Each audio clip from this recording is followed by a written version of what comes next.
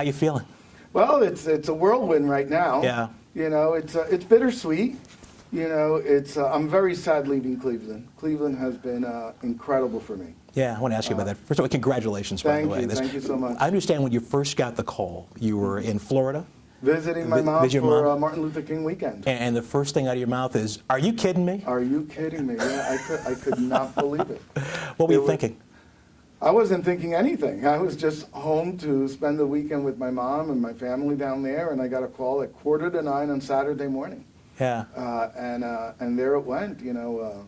The nuncio said those famous words, "Are you alone?" And then I said, "You're not changing me, are you?" Mm-hmm.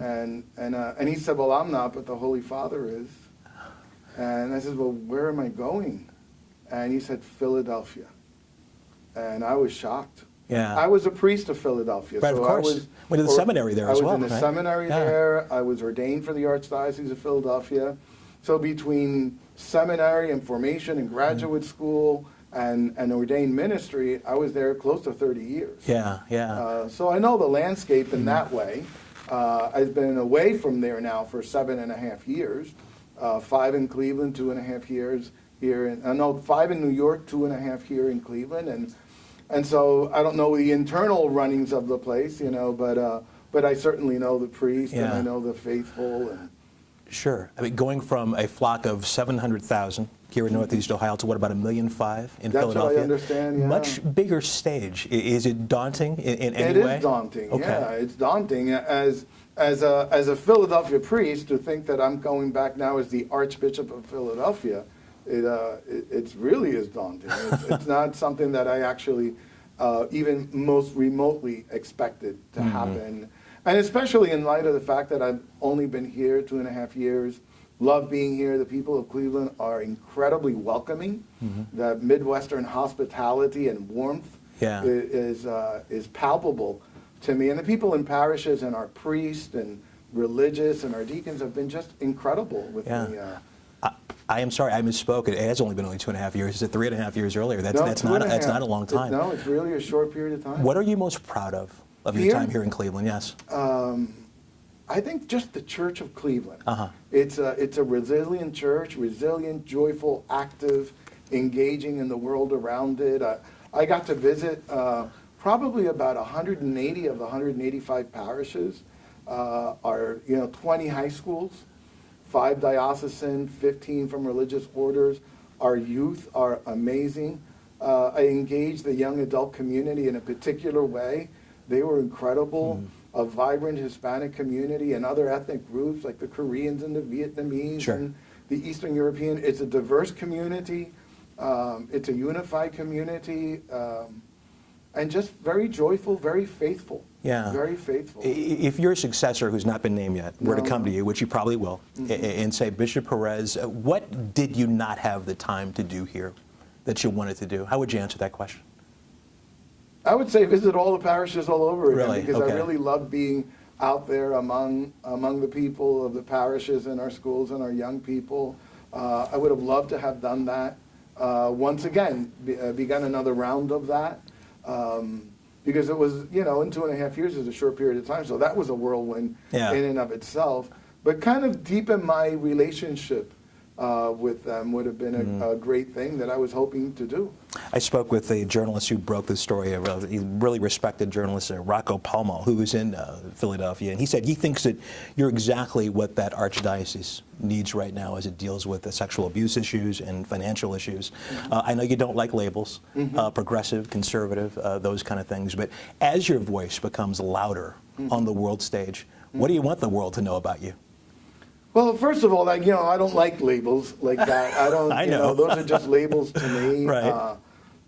Both Archbishop Chaput there and I both walk with the church and are faithful to the church's teaching and are joyful about proclaiming the church's teaching and so my hope is to be there, a presence of Christ for them, as I've tried to be here, a joyful presence, a peaceful presence, a healing presence.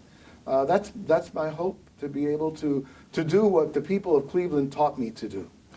A writer in Philadelphia for a religious publication said this, I'm going to quote this: "Perez's proclivity for collaboration, more than any perceived progressive bent, maybe the best crucial quality he brings to his new role. Do you agree with that assessment? Yeah, I would say so. Yeah, absolutely. Because I walk with the church. I'm faithful to the church's teaching, and I like to work collaboratively. Because at the end of the day, Russ, it's not about me. It wasn't about me in Cleveland, and it's not about me as I go to Philadelphia. It's about, here it was about the Church of Cleveland. There it will be about the Church of Philadelphia and the people and the wonderful message of hope that really the gospel brings to all of us. Do you see anything in particular as your biggest challenge in Philadelphia, again, on this big stage? You know, challenges are everywhere you go. You just trade one set of challenges for another. You know, the challenges in and of themselves don't scare me because you work it together as a team and as a community. And as in Cleveland, I'm sure it's also in Philadelphia, they have great people that have been working their challenges while I was away in a very successful and very compassionate way. Yeah. What is your hope for Northeast Ohio and in Cleveland? That they will continue to be a joyful community as they are, because they really are. I found smiles all over the place, and continue to be faithful to the faith that they carry so deep within their hearts, and to reach out to our young adults and the young people that the Holy Father calls not the future of the church and the world. He calls them actually the now of God.